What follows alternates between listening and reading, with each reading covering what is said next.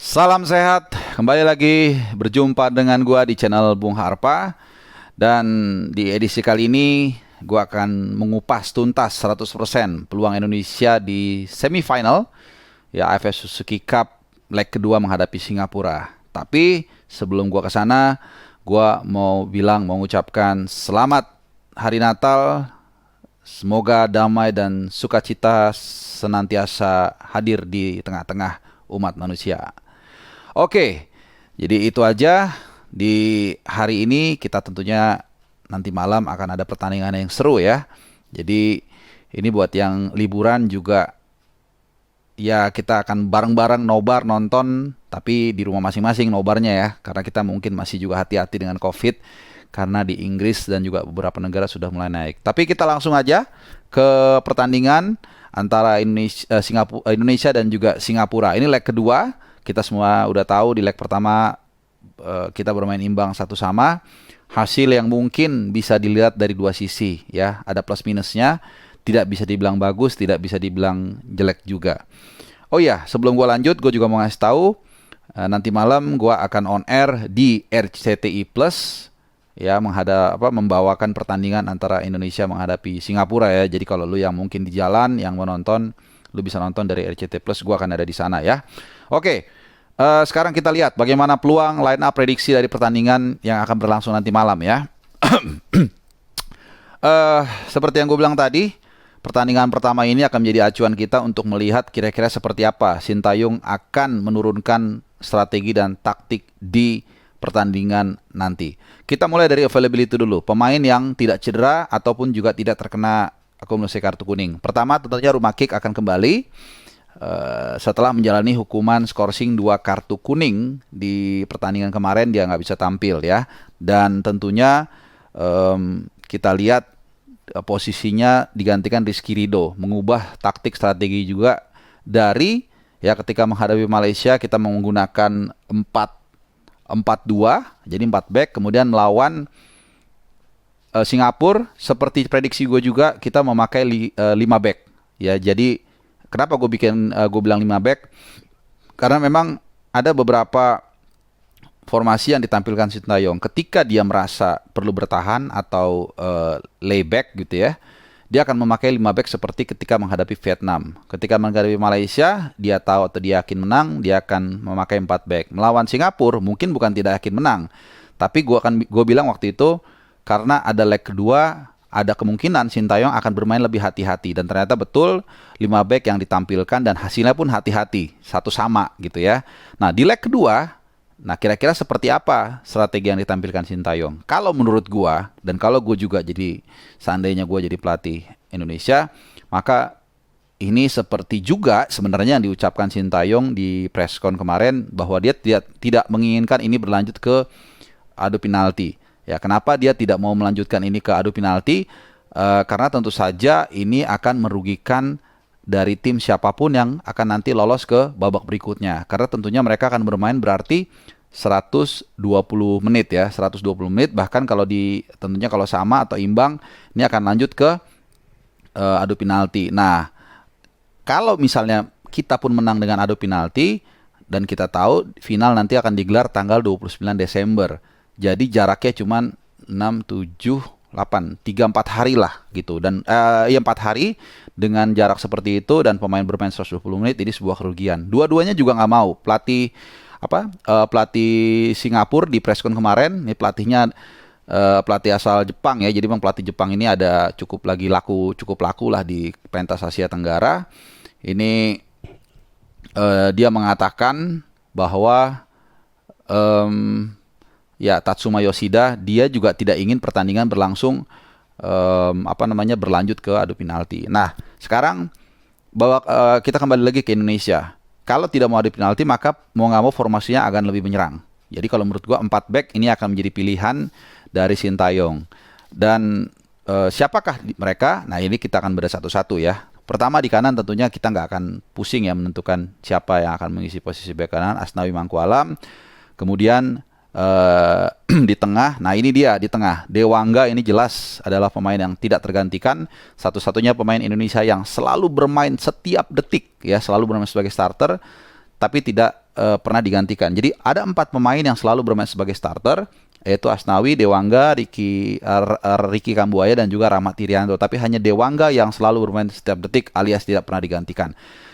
Nah ini siapa duetnya nih? Jelas menurut gue bukan Elkan Bagot. Ya, Elkan Bagot menurut gue kemarin melawan Singapura justru menjadi titik lemah ketika dia dimasukkan. Maksudnya mungkin memang menebalkan pertahanan dari Indonesia, tapi justru area tersebut yang banyak dihajar oleh Iksan Fandi dan kawan-kawan. Jadi gue melihat Dewangga ini akan berpartner antara Rizky Ridho atau Fahrudin Arianto. Tapi kalau gue melihat gini, Fahrudin Arianto ada satu melakukan kesalahan fatal ketika menghadapi Singapura. Ya, saat itu ada tekanan dari kanan atau kiri pertahanan Indonesia. Kemudian saat itu Fahrudin Arianto sebenarnya menjaga di dekatnya dia itu ada Faris Ramli, ya, ini pemain depan dari Singapura nomor 10. Begitu di cutback malah ditinggalin itu pemain. Itu fatal banget. Untung Nadeo bisa memotong cutback dari pemain Singapura ya. Jadi itu ada kesan fatal. Tapi dari center back yang ada dan dari ritme permainan, dari regularity, gue melihat memang tidak ada pilihan lain. Yang paling bagus adalah Fahrudin berduet dengan Dewangga. Di kiri Pratama Arhan, tapi ada satu catatan. Pratama Arhan sudah terkena kartu kuning di pertandingan sebelumnya. Ya, harus hati-hati supaya tentunya tidak terkena kartu kuning juga. Karena kartu kuning ini mulai nyala kembali di babak semifinal gitu. Jadi semifinal ini sudah mulai pertama dihitung nih ada kartu kuning siapa. Kalau kena lagi bisa akumulasi nanti di final gak main. Jadi harus hati-hati Pratama Arhan. Dan ini juga dikatakan Sintayong di preskon, para pemainnya Indonesia harus lebih hati-hati dalam bermain keras, bukan kasar. Karena memang catatan mengatakan Indonesia adalah tim kedua yang paling banyak melakukan pelanggaran ya di turnamen ini, hanya kalah dari Myanmar.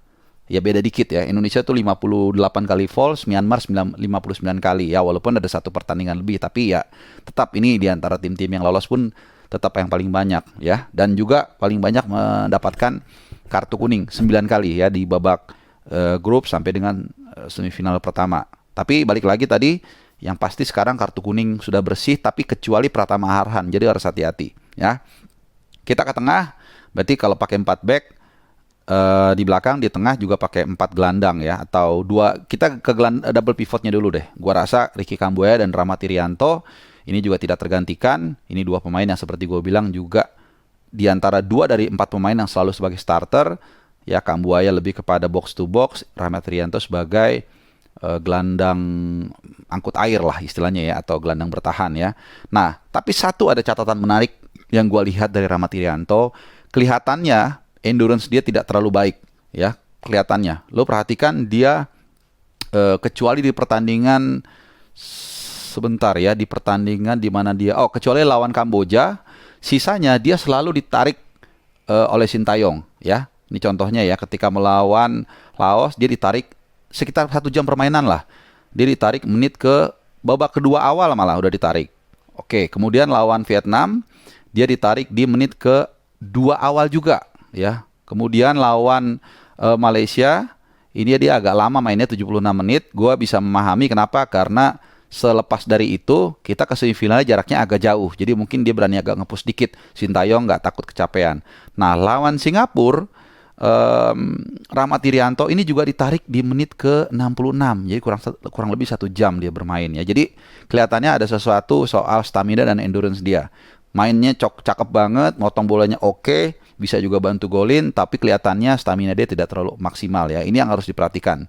Nah, kemudian kanan dan kiri gue rasa Irfan Jaya dan juga jadi 4-2, mungkin sebenarnya 4-2-3-1 sebenarnya sih ya, atau 4-5-1. Nah, tiganya ini Witan Sulaiman sama Irfan Jaya gue rasa udah pasti. Nah, gelandang serangnya ini satu mungkin yang pilihannya banyak ya. Bisa mungkin Evan Dimas juga ditaruh di sana, bisa juga Haris Sagara. Tapi kalau gue melihat sih mungkin Evan Dimas ya saatnya untuk diberikan kesempatan. Nah, kemudian 4-2-3. Depannya satu target man ini yang agak sulit ya. Kita semua tahu ini adalah masalah laten di Indonesia. Jadi udah sejak lama kita tahu dalam beberapa tahun terakhir Indonesia tidak punya top skor asli Indonesia ya. Beto ya, tapi dia kan naturalisasi. Nah, ini menjadi satu catatan sehingga kita lihat muaranya juga ke timnas. Ya kita kesulitan mempunyai target yang benar-benar mematikan. Ezra dicoba berkali-kali tapi juga tidak maksimal. Kemudian Dedik juga demikian, Kusere Yudo. Nah, ini benar-benar sulit untuk diduga. Tapi seandainya kalau gue jadi Sintayong, gue akan tetap memakai Ezra Walian. Ya karena ya kalau ini udah faktor non teknis sih. Ya kadang-kadang lu coba A, lu coba B, lu coba C. Semuanya hampir sama, nggak terlalu ada yang maksimal. Tapi setiap lu coba si A, menang mulu. Ya, atau bagus lah mainnya lumayan gitu ya. Walaupun secara personal, Ezra tidak terlalu bagus, gue tahu. Gitu, tapi mungkin ya istilahnya akhirnya dia melihat pakai feeling mungkin ya. Karena striker-striker yang di bawah itu menurut gue tidak ada yang benar-benar impress ya. Apakah itu Dedik Setiawan, apakah Ezra Walian, apakah Kusere Yudo itu. Nah, Egy gue nggak tahu, terus terang belum dapat update. Kayaknya sih belum bisa ya dia main karena karantinanya belum cukup waktu. Gue nggak tahu. Tapi kalau misalnya Egy bisa main, sudah melewati karantina, maka mungkin dia yang akan menjadi target man. Nah itu. Nah sekarang itu secara line up permainan. Nah gue mau bicara juga soal gaya bermain kita. Ya ada satu juga, ini juga nggak jauh-jauh dari endurance ya. Gue dapat statistik ini yang gue cari sendiri. Ya kemarin sampai dengan perlawan Singapura di leg yang pertama, Indonesia itu total sudah mencetak 14 gol ya, 14 gol. Jadi cukup subur sebenarnya, tapi kalau lu lihat dari 14 gol tersebut ya 11 diantaranya terjadi kurang dari 1 jam atau di dalam 1 jam permainan. Sisanya 3 gol di atas 1 jam permainan, dan itu bukan gol yang terlalu penting ya. Misalnya lawan Malaysia, Elkan Bagot mencetak gol, tapi ya kita tahu sebenarnya Indonesia sudah unggul 3-1 ya. Ya walaupun pada akhirnya itu penting untuk kita menghindari Thailand, tapi maksudnya bukan yang kita dalam skor 1-1 harus menang dan sebagainya, ngejar enggak, itu jarang. Kemudian gol yang di atas 1 jam itu ketika menghadapi Laos ya, setelah kita unggul 3-1, kemudian kita tambah lagi 2 gol menit 77 dan 84 ya, Ezra Walian dan juga Evan Dimas. Itu juga tidak terlalu berpengaruh. Jadi balik lagi, kenapa juga gue mengatakan Sintayong menurut gue harusnya pakai formasi yang menyerang, karena memang satu ya, jangan sampai pertandingan ini selesai di adu penalti. Karena bayangkan kalau kita sampai adu penalti kemudian lawan let's say mungkin Thailand di final, wah ini berat banget. Sehingga kita perlu mempush kesempatan ini di awal, dan ini kelebihan kita. Kita lihat Singapura di fase pertama, kita hajar habis-habisan di awal, mereka gak kaget juga ya. Walaupun memang ada beberapa juga kesalahan koordinasi kita di lini belakang yang membuat mereka punya peluang. Cuman memang yang seperti di video gua, 2 video sebelumnya kalau nggak salah, gue bikin judul Golden Time Indonesia ini ada di 1 jam permainan. Kita punya kecepatan di sana, punya semangat di sana, fighting spiritnya ada di 1 jam pertama, kemudian force tenaganya juga ada di sana. Jadi harus secepat mungkin kita memanfaatkan 1 jam permainan ini dengan sebaik-baiknya. Syukur-syukur kita bisa mencuri 1 atau 2 gol kalau bisa tentunya.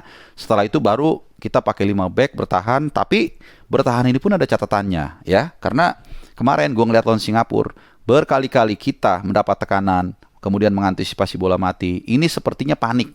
Ya, tadi gue udah mencatat bagaimana di menit ke-13 Indonesia mendapatkan serangan, kemudian Dewangga malah nggak menjaga yang seharusnya tanggung jawab dia. Kemudian juga di menit ke-22 ada sundulan dari Safwan Baharudin, looping header yang lagi-lagi dia nggak dijaga sama sekali di areanya si Witan, tapi Witan sebenarnya jaga 2 orang juga gitu. Jadi kemana ini koordinasi? Kalau mungkin catatan gue adalah Nadeo ini perlu agak lebih sedikit berisik ya, karena dalam beberapa skema gue lihat ada pemain lawan yang tidak terjaga. Nah, gue bisa memahami juga sebagai outfield kadang-kadang lu capek, kadang-kadang lu nggak ngeh ya siapa yang di samping lu. Nah, peran dari seorang kiper ini penting untuk berteriak mengingatkan kalau ada situasi yang fatal. Artinya ada satu pemain yang tidak terjaga sama sekali, itu perlu seorang kiper tuh teriak. Nggak apa-apa, itu perlu juga untuk menyengat para pemain bertahan supaya lebih fokus untuk konsentrasi gitu. Jadi itu catatan gua. Intinya adalah kita harus bisa memanfaatkan 1 jam pertama, itu adalah golden time kita. Dan kedua, lini belakang kita harus lebih tenang, harus lebih kompak, dan harus lebih bertanggung jawab ya. Ketika lu disuruh jaga seseorang atau lu lihat ini yang lu jaga dia jangan sampai lepas. Ini yang pernah atau yang terjadi beberapa kali ya di pertandingan terutama lawan Singapura ya. Nah, gua rasa secara umum itu aja ya. Yang pasti kita berharap Indonesia bisa menang, bisa melaju ke final ya. Soal nanti di final pun kalau misalnya kita lolos siapa itu soal kedua. Main bagus, main semangat, ini yang penting ya.